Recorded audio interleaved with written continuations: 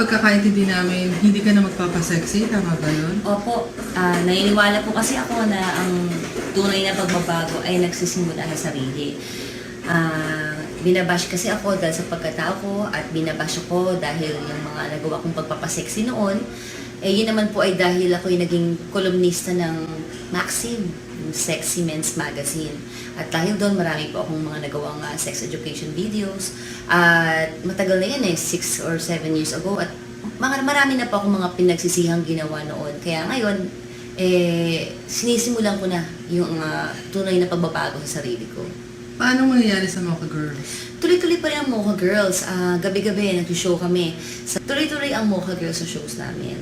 Pero ikaw, sasama ka wholesome pa na ba? yung show, ha? Sasama ka pa ba Oo, sa andun pa mga rin ako. shows? Paano mo iiwasan yung sinasabi mo ng pagiging daring or sexy Wala. kung mag-show ka pa din? Yung show na yon kasi dapat manood sila at makita yung pagbabago talaga ng performance namin. Hindi na yon tulad dati.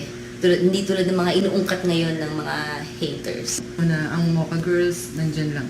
Ayun, ang Mocha Girls tuloy-tuloy lang at sa mga kapwa nating Duterte diehard supporters, kung gaano tayo kainit sa pagsuporta sa ating Pangulo noong panahon ng kampanya, doblehin pa natin yung suporta sa kanya ngayon para isulong ang tunay na pagbabago sa ating bansa.